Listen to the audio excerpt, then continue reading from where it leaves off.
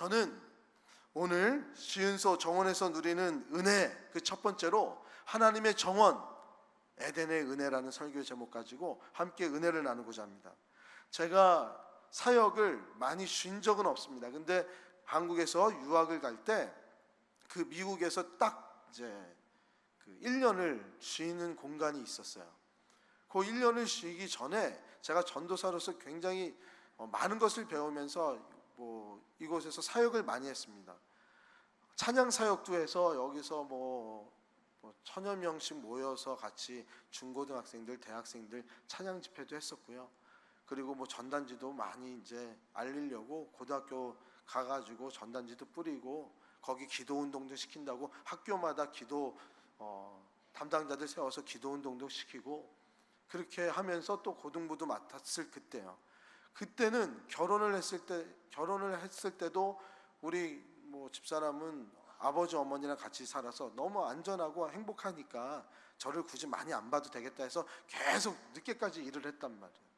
이쪽 맨 끝에 하나의 창고가 있어요. 크리스마스 트리가 그곳에 굉장히 컸었어요. 옛날에는 그거를 이제 한 전도사님하고 저하고 우리 출신들이었는데 매번 권사님들이 일하면 우리가 이제 꺼내왔습니다. 그럼 그때는 온몸이 다 겨울인데도 젖어요. 그렇게 막 치열하게 사역을 하면 꿈이 뭐냐면 모히또 가서 몰디브 한잔하는 게 꿈이었어요. 천천히 이제 쉬고 싶다. 그래서 실제로 유학을 갔는데 쉬게 됐잖아요. 너무 꿈 같은 거예요. 처음에는 우리 아내랑 단둘이 이렇게 시간을 많이 보내는 게 어색한 거예요. 어떻게 단둘이 시간을 보내야 될지 모르겠더라고요. 너무 많으니까 시간이. 그런데 이제 익숙해지니까 가까운 데 여행도 가고 가까운 데 미국에서 둘러도 보고 재밌는데 그 재밌는 시간이 딱 2주 정도도 안 가더라고요. 갑자기 사역을 하고 싶은 거예요.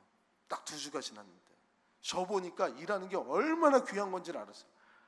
저에게 낙원은 그때부터 제가 LA 쪽에서 플러튼 쪽에서 이제 살았는데 거기 남가주 사랑의 교회도 있고 베델 교회도 있고 큰 교회들이 있었어요.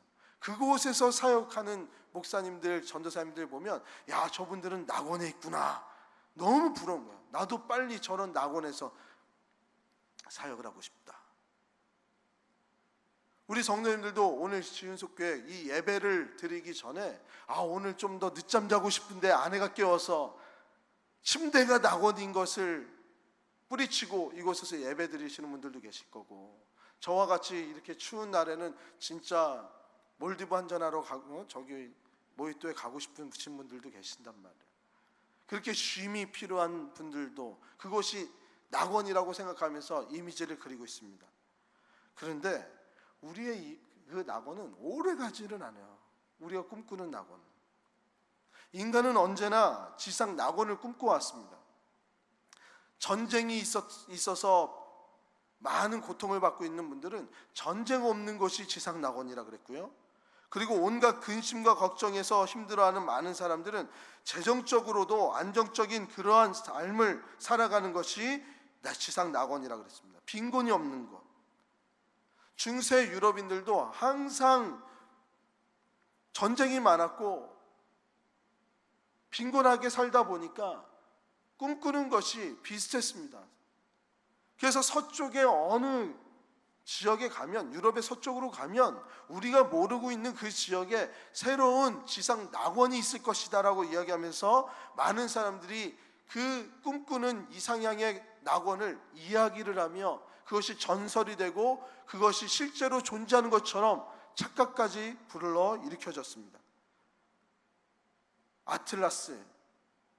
아틀란티스는 플로튼이 얘기한 건데 아틀란티스는 지금도 생존하는 그러한 도시라고 생각해서 찾아 나서는 사람들이 있어요.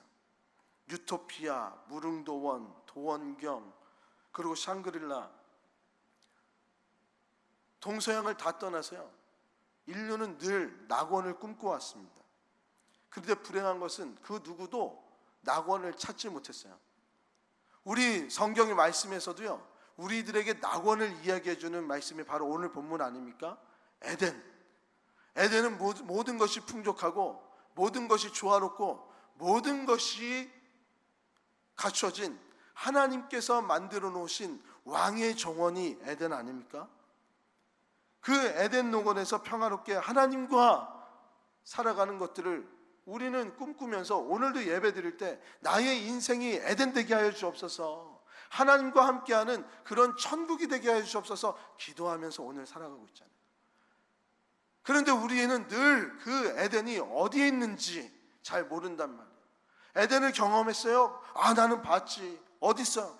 아는 형님의, 아는 누나의, 아는 조카가 낙원에 산다고. 내가 살아본 것이 아니고 계속 누군가는 살아간 것처럼 보이는데 나는 누리지 못하는 것이 우리의 에덴 아닙니까? 분명히 우리는 에덴이 무엇인지 알겠는데 내가 누리는 에덴은 도통 뭔지 모르겠는 거예요. 에덴에서 주시는 은혜가 무엇인지, 하나님께서 말씀하시는 그 낙원은 무엇인지 오늘 말씀으로 같이 나눌 때 큰 깨달음의 시간이 될 줄 믿습니다. 그래서 우리 삶이 이 깨달음으로 삶의 변화가 될 거예요. 8절의 말씀을 먼저 보겠습니다. 8절의 말씀에 보니까 여호와 하나님이 동방의 에덴의 동산을 창설하시고 그 지은 사람을 거기에 두시니라 라고 얘기하고 있어요. 여호와 하나님이 동방의 에덴의 동산을 창설하셨대요. 우리는 에덴 동산, 그러니까 에덴 동산이 꼭 이름인 것처럼 느껴지는데 오늘 말씀을 잘 보면요, 에덴은 지역 이름입니다. 그래서 우리는 동방의 에덴 그러지만 영어에서는 에덴의 동쪽, 에덴 안에 동쪽으로 향하는 곳 이렇게 얘기하고 있단 말이에요. 그러니까 영어에서 에덴의 동쪽 드라마도 있고 영화도 있잖아요. 저는 못 봤지만 제임스 딘을 아시는 분들은 뭐 에덴의 동쪽을 보셨을 거고, 저는 제임스 딘이 전 거울로만 봤지 뭐 영화로는 못 봤어요. 예.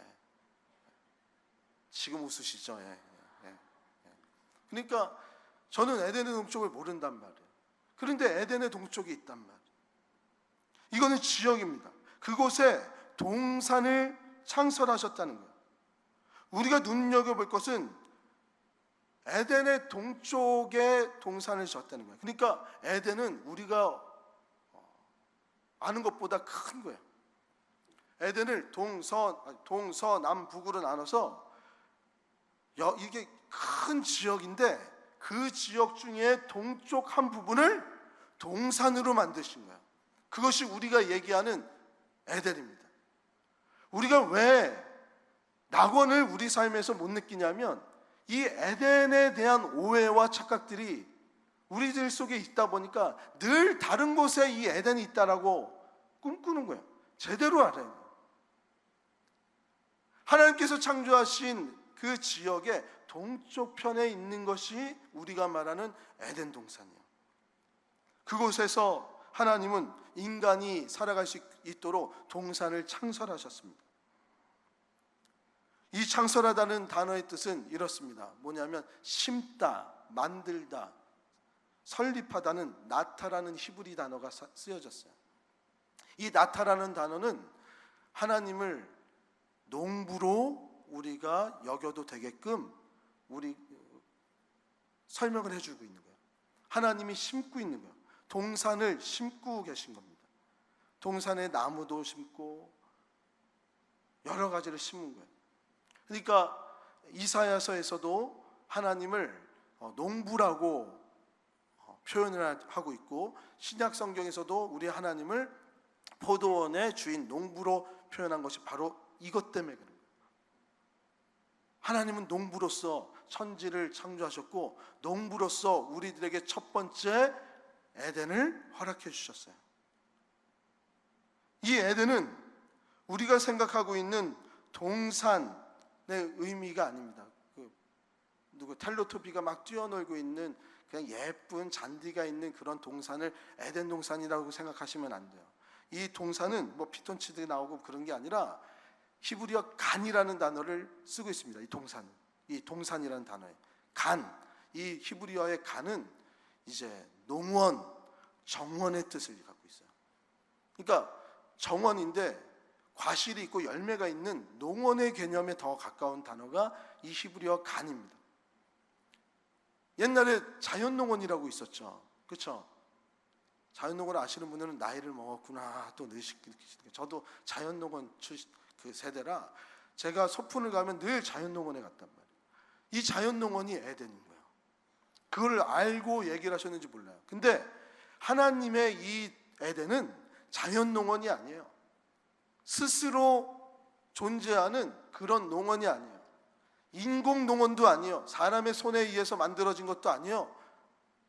이 에덴은 신공농원입니다. 하나님이 만들어 놓으신 창조하신 공원인 거예요.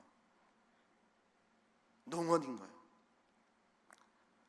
이 신공농원인 에덴 동산은 하나님의 창조의 섭리에 맞춰서 하나님이 질서의 하나님이시고 모든 것에 완벽한 하나님이기 때문에 창조의 순서도 조직적이었고 굉장히 완벽했습니다.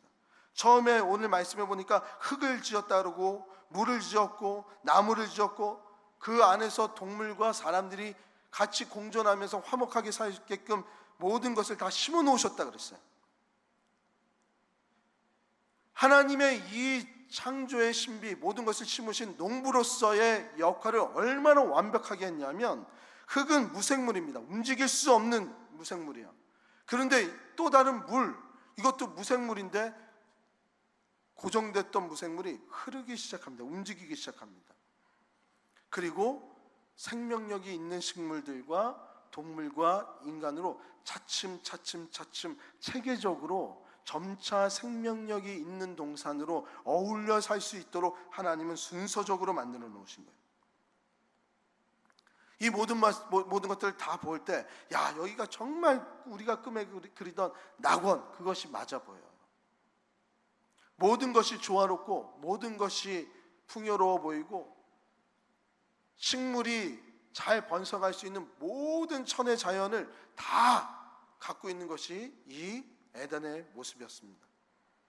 하나님이 보시기에도 아름다웠고 들짐승과 공중의 새와 가축들이 함께 어울려서 싸우지도 않고 다투지도 않았습니다. 인간의 생각으로 가장 가까운 것이 에덴이에요. 그래서 우리는 에덴을 꿈꿉니다. 그래서 에덴을 찾아 나섭니다. 어느 집안이 천국의 삶을 살고 있는지, 어느 누가 에덴을 소유하고 있는지. 그런데 창세기 말씀은 모든 이 조화로운 것 때문에 이 에덴이 낙원이다라고 얘기하진 않아요. 창세기에서 낙원에 대해서 이야기하고 싶은 것은 바로 이것입니다. 낙원은 하나님이 계시기 때문에 낙원이라는 것을 보여주고 싶었던 거예요. 믿으십니까? 우린 믿음으로 먼저 아멘 했죠. 굉장히 믿음이 좋으신 거예요. 그 이유들을 제가 설명해 드릴 거예요. 왜 낙원은 하나님이 계시기 때문에 낙원인지. 아무리 조화로워도요, 하나님이 그 낙원, 그 동산에서 빠지는 순간 그 체계적이었던 모든 것들이 와르르 무너지게 됩니다. 에덴이 과연 완벽한 곳이었을까요? 우리가 생각할 때 에덴은 하나님께서, 완벽하신 하나님께서 이 에덴을 지으셨기 때문에 이 에덴은 아무 이게 부족함이 없고 완벽한 그런 동산이라고 우리는 생각하고 있어요. 근데 살펴보면 그렇지가 않습니다. 오늘 말씀 15절에 보면 미완성의 모습이 보여져요. 여호와 하나님이 그 사람을 이끌어 에덴 동산에 두시어 그것을 경작하고 지키게 하셨대요. 하나님이 만드신, 창조하신 사람을 이끌어서 끌고 와서 동산에 두었어요. 자신이 만드신, 심어놓으신 동산에 두었어요. 왜요? 목적이 있죠. 이 동산을 어떻게 하라고요? 경작하고 지키라고. 경작했다는 얘기는 무엇입니까? 인간의 손으로 무엇인가를 계속 가꾸지 않으면 안 되는 것이 이 동산이라는 거예요.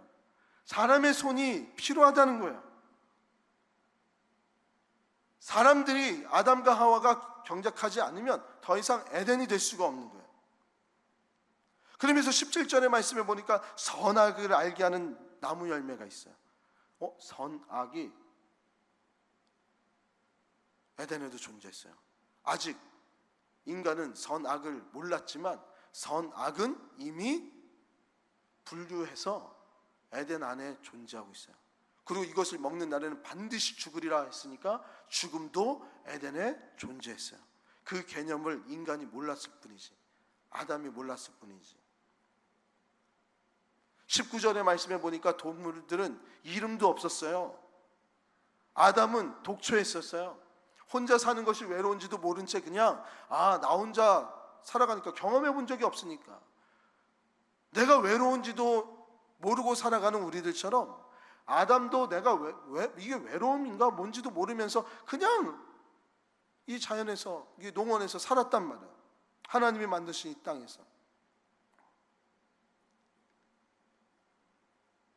우리가 생각하는 낙원의 모습과 깊게 바라보면 이 에덴의 모습이 조금씩 달라집니다. 그리고 하는 일이 경작하는 일, 지키는 일, 사람에게 이름을 주고 수고로운 일들이 있어요. 이 일들만 바라보면 에덴에서 아담과 하와가 쫓겨났을 때 했던 일들과 별반 다르지 않습니다.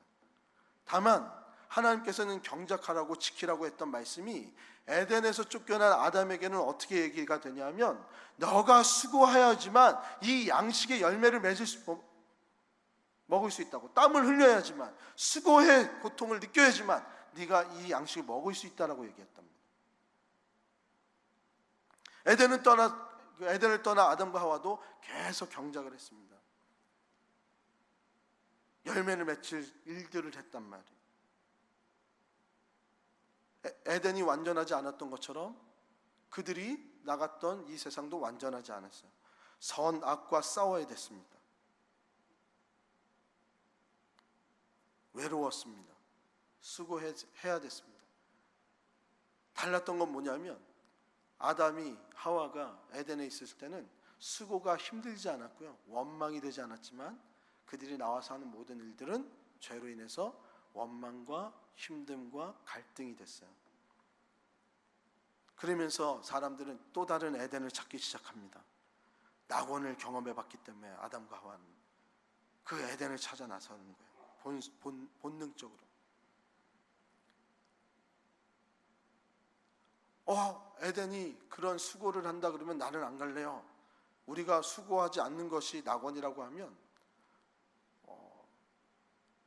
사람마다 다 다르니까 이 예화를 한번 들어보시면 좋겠습니다. 여러분들은 도도새를 아십니까? 우리 성도님들? 도도새는 본래는 날 수 있었지만 이제 아프리카 남동부에 위치한 모리셔스 섬에 이제 이 새가 이제 서식하기 시작했어요. 그러면서 거기서 살아가기 시작했는데, 모리셔스 섬은 모든 것이 풍족했습니다. 사람도 없었고요. 이 모리셔스 섬에는 물고기도 풍족했고 열매도 풍족했고, 아프리카 남동부니까 얼마나 따뜻하고 기후가 좋았겠어요. 기후도 너무 좋았어요. 점차 이 새는요, 굳이 날 필요가 없게 되었습니다. 날지 않아도 먹을 것을 금방 구할 수 있었고요, 모든 것이 풍족했어요. 그러면서 이 새의 날개가 퇴화되기 시작하고 점차 나는 법을 잃어버렸습니다. 결국 15세기가 되었을 때 모리셔스 섬에 포르투갈 사람들이 들어갑니다. 그런데 웬 이상한 새 같은 데 날지 못하는 이상한 것들이 막 뛰어다니기 시작하는 거예요. 너무 뒤뚱뒤뚱 바보처럼 보이는 거예요. 그래서 포르투갈로 바보라는 뜻의 도도라는 별명을 줘줘서 도도새가 됐습니다. 날지 못하니까 너무 쉽게 양식을 구할 수 있었잖아요. 그러니까 포르투갈 사람들이 이 모든 새를 다 붙잡아서 식량으로 때는 죽여서 1681년 이 도도새는 완전히 지구상에서 멸종하게 됩니다. 도도새에게 모리셔스의 지상 낙원은 재앙일까요? 천국이었을까요? 모든 것이 편한다 그래도 결론적으로 이야기를 하면 이 도도새에게 낙원은, 이 모리셔스 섬은 재앙이었습니다. 왜? 자신들을 보호할 수 있는 힘을 잃게 만들어 버렸으니까. 그러니까 우리는 늘 새로운 낙원을 찾았다고 하고 이것이 우리의 낙원이라고 여겨지는 그 순간 또 다른 낙원이 보여지기 시작하는 거예요. 만족하지 못하는 거예요. 결혼을 하면 리얼 러브를 만나면 내 인생이 다 달라질 것 같고 이것이 천국일 것 같고 이것이 에덴일 것 같은데 살아보니까 이 사람 때문에 못 살겠는 거예요. 이게 아담이어야 될 사람이 사단으로 삼지창으로 자꾸 나를 찌르는 거예요. 우리 성도님들 옆에 있는 우리 아내분들, 남편분이 아담처럼 보이십니까? 하와처럼 보이십니까? 아무도 아멘 하는 거 없으니까 이거는 아닌 것 같아요. 저는 아멘이요. 우리 아내가 제일 예뻐 보여요. 2부 예배 때는 있었습니다. 예배를 드려서 여긴 오늘 3부는 없으니까 빨리 넘어가는 걸로. 그래도 아무리 예뻐도 이게 자꾸 이제 포크 갖다 자꾸 저를 찌르는 거예요. 삼지창은 아니더라도 아닌 거예요. 돈을 다 우리가 벌어 놓으면 경제적인 자유를 얻으면 우린 낙원에 살 수 있다라고 생각을 했어요. 근데 돈을 벌어보니까 어떻게 합니까? 자녀들이 싸우기 시작해요. 이 돈 때문에 만족하지 못해 더 많은 부를 얻어야 되고 명예를 얻어야 되고요. 돈이 없을 때마다 더 힘든 거예요. 그러니까 응답하라 1988이 그렇게 흥행했던 거잖아요. 돈을 내고 봤어야 되는데도 80년도 때 콩 하나도 나눠 먹었던 그때가 행복했다 생각하는 거예요. 근데 잘 생각해 보세요. 그때 행복하지 않았어요. 이때를 꿈꾸며 왔지. 그러니까 우리는 늘 좋은 것들만 생각하고 좋은 낙원의 때를 생각하며 우리의 이상적인 그 생각 안에서 행복이라는 것을 자꾸 다른 행복들을 만들어 놓습니다.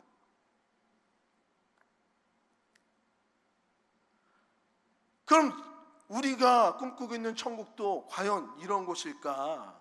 우리가 만족하지 못하는 곳일까? 아니에요. 이 에덴은 확실한 메시지를 주고 있습니다. 저는 이런 모습을 보면서 깊은 은혜의 깨달음을 얻었어요. 뭐냐면 바로 이것입니다. 하나님이 계시는 곳은 미완성도 완성이 되는구나. 아멘이세요? 낙원은 하나님이 계시는 곳이 낙원이라는 것을 계속 창세기는 이야기해주고 있잖아요.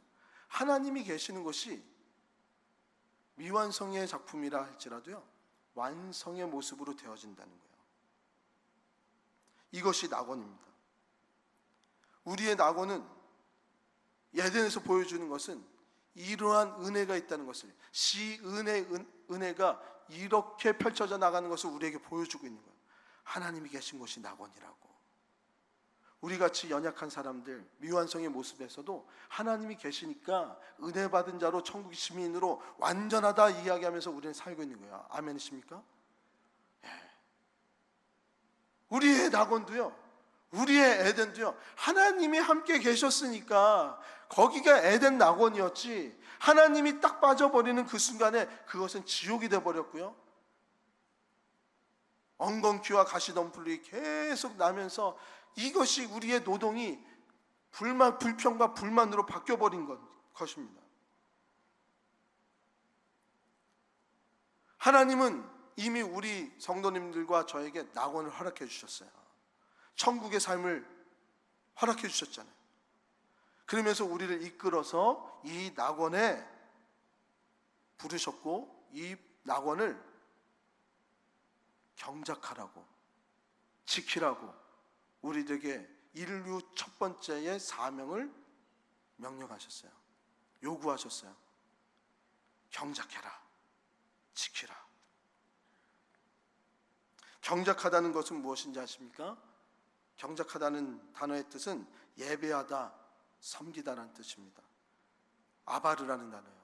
이 아바르라는 단어는 나중에 일이라는 단어로 계속 쓰여집니다. 근데 일과 함께 예배하다는 단어, 이 두 가지가 계속 혼용돼서 사용되고 있어요. 그래서 일터선교라는 것이 요즘 많이 이제 가르쳐지고 있는데, 이 아바르라는 단어에서부터 나온 거예요. 아, 우리의 일이 예배구나. 이 예배를 우리는 예배가 일이고 일이 예배구나. 하나님께서 우리에게 사명을 허락해 주셔서 그 사명에서 경작해야 될 일을 허락해 주셨다면 이것은 예배가 되는 줄 믿으셔야 돼요. 그리고 또 한 가지는 샤마르라는 단어로 지키라라는 요구를 하고 계시단 말이에요. 우리는 지켜나가는 거예요. 경작하고 지키는 거예요. 이 지키라는 것은 나중에 구약에서 어느 때 사용이 되냐면, 이 샤마르라는 단어는 레위인들이 성막을 지켜나갈 때 이 샤마르라는 단어를 씁니다. 성막을 지키는 거예요. 하나님의 전을 지키는 거예요. 하나님의 임재를 지키는 거예요. 정결하기 위해서, 그리고 하나님께서 함께 하시기 위해서 모든 방해의 요소들을 지켜내는 거예요. 지킨다 할 때 우리는 어떻게 합니까? 우리가 소중하게 여기는 것을 어떤 압박에서나 어떤 강력한 힘들에게서 우리는 지켜내는 거잖아요. 힘이 들잖아요. 지켜내기 위해서 더 많은 힘이 들잖아요. 경작하는 것보다, 우리가 일구는 것보다 지키는 것이 더 어렵다는 것을 우리는 너무나도 잘 알고 있잖아요. 지키라는 거예요. 경작해라, 지켜라. 우리가 이 하나님 앞에 경작해야 될 것이 있고 지키는 것이 있다라고 분명하게 느끼는 그 순간이, 아, 내가 낙원에 있구나를 느껴야 되는 순간인 거예요. 똑같은 수고입니다. 똑같은 땀 흘림입니다. 하지만 하나님 안에서 우리가 경작해서 예배드리고 우리가 지켜나가는 그곳에는 기쁨이 있고 원망이 없고 모든 것이 하나님 앞에 감사밖에 없는 것이에요. 그런데 교회 일을 할 때 우리가 경작해요. 왜? 여기가 에덴이니까. 근데 에덴의 일을 하면서 경작하는데 수고로이 일하는 분들이 계세요. 엉겅퀴와 가시덤불로 늘 가슴에 응어리를 지면서 원망하고 갈등이 일으키고 감사하지 못하고 매 순간순간마다 원망밖에 없이 그렇게 봉사하시는 분들이 계세요. 또 반면에는 봉사를 하더라도 예전에는 기적이 많이 일어났으니까 화장실 청소만 해도 병이 낫고 그랬던 것이 우리 교회도 있었다 그러잖아요. 앞으로도 있을 줄 저는 믿고, 우리가 하나님 앞에서 지킬 것을 지키면서 하나님의 영을 지키면서 이곳에서 예배자로서 우리가 해야 될 일들을 기쁨으로 해나간다면 이것이 뭐가 된다고요? 이곳이 낙원이에요. 믿으십니까?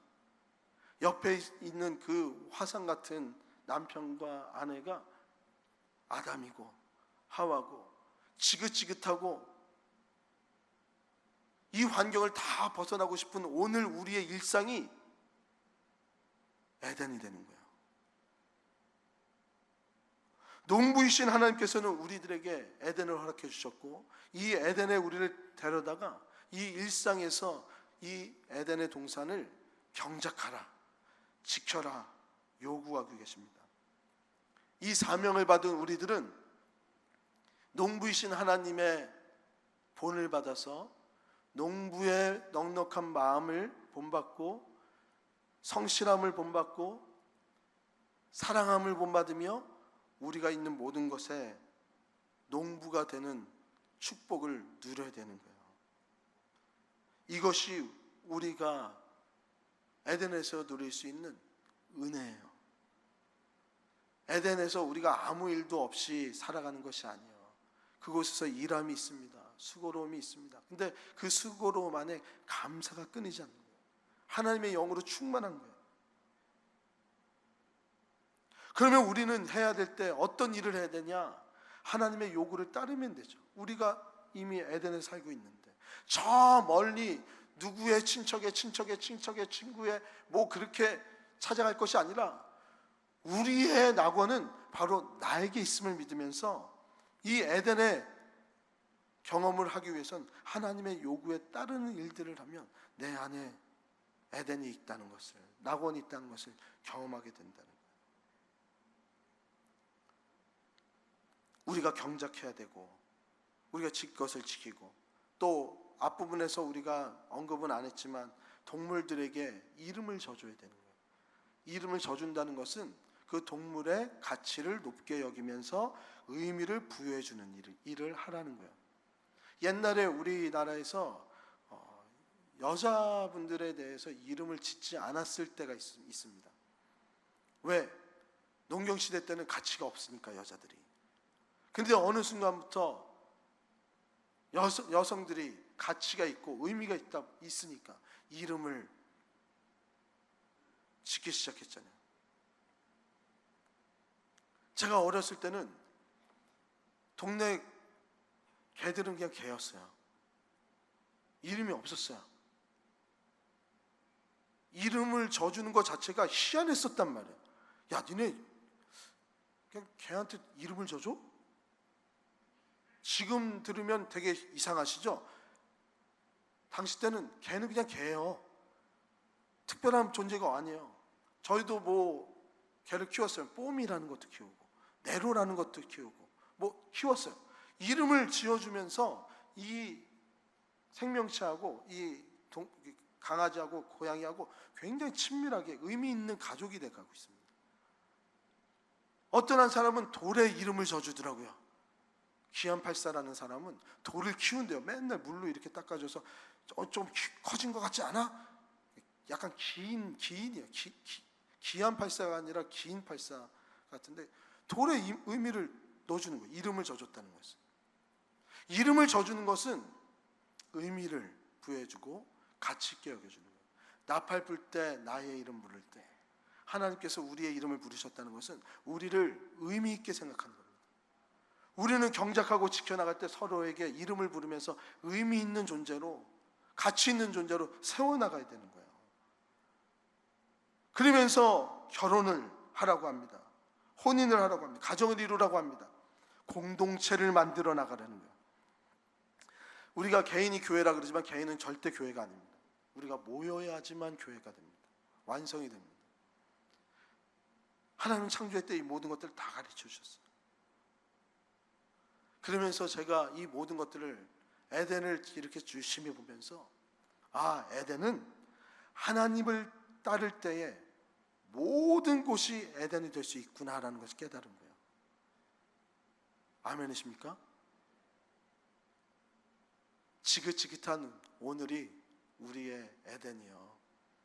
오늘 예배를 드리고 있는 오늘의 이 예배의 공간이 우리의 에덴인 줄 믿으시기 바랍니다. 이제 말씀을 맺으려고 그래요. 일에 지쳐서 이 땅을 지옥이라고 얘기할 때도 있습니다. 일에 치이면서 일을 저주로 여겨질 때도 있습니다. 하지만 일은 저주가 아니라요, 창조 목적의 일부라는 거예요.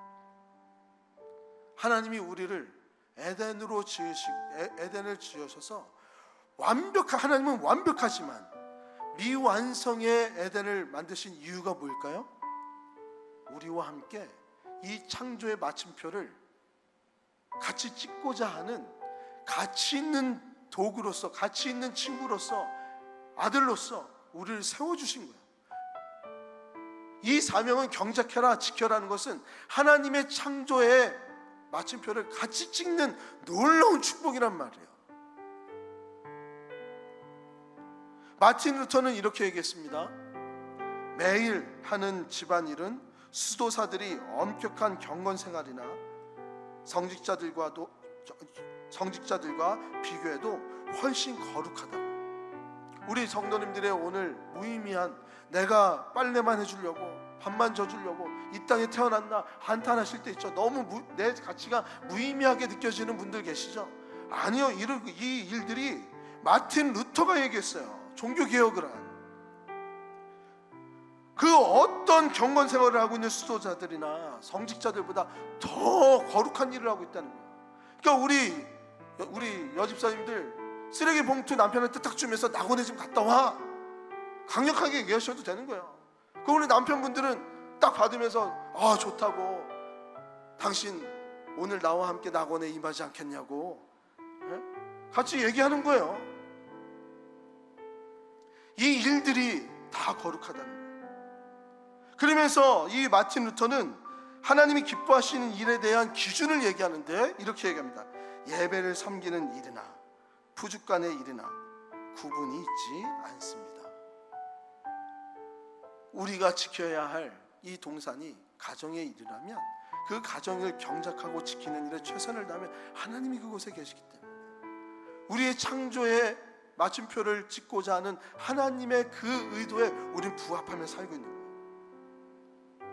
그리고 우리가 교회가 되어서 같이 만났을 때 이 교회를 경작하고 지키는 일에 기쁨으로 함께 맞이하며 땀 흘리며 수고하는 모든 일들이 하나님으로 말미암아 나온 것에 감사하며 기뻐하며, 몸은 너무나도 힘들지만 우리 다 한 번씩 경험한 것들이 있잖아요. 마음이 뿌듯하고 기쁜 일들이 있잖아요. 그 일들을 하면서 지켜내라는 거예요. 오직 믿음으로 행한 일들은 하나님이 기뻐하시는 일이다. 이 에덴은 우리에게 얘기하면서 이 에덴에서 우리에게 주신 귀한 깨달음과 은혜는 무엇입니까? 하나님의 창조의 마침표를 같이 찍을 수 있는 위대한 가치 있는 존재가 우리가 되었구나 깨달을 수 있고, 우리는 경작하는 일이, 지키는 일이 얼마나 우리에게 큰 은혜인지를 깨닫게 되잖아요. 우리 일상에서 하나님은 하나님의 큰 일을 꿈꾸고 계십니다. 그 큰 꿈을 우리가 있는 작은 자리에서 경작하고 지키며 우리의 부족한 모든 일들을 하나님께서 완성형의 종지부를 찍게 하시는 그 은혜를 체험하며 오늘을 살아갈 수 있는 존재들이 되었다는 거예요. 상한 열매가 거룩하지 못한 음식이 우리를 거룩하지 않은 존재로 만드는 것이 아니에요. 하나님과 함께 거하지 않는, 하나님을 부정한 때에 그곳에 부정함이 있고요, 그곳에 죄가 넘치는 거예요. 그곳에 가시덩기와 엉겅퀴가 나오기 시작하는 거예요. 같은 일을 하더라도 기쁨이 사라지고 감사가 없어지고 계속되는 스트레스와 피곤함이 우리의 삶을 억누르고 있는 거란 말이에요. 우리가 부정하다는 것을 다 시인했잖아요. 하나님이 함께 하시면 미완성의 인생이 완성의 인생으로 만들어질 수 있는 에덴의 축복을 다 누리시는 우리 시은석교회 모든 성도님 되시기를 주님의 이름으로 축복합니다. 아멘. 아멘.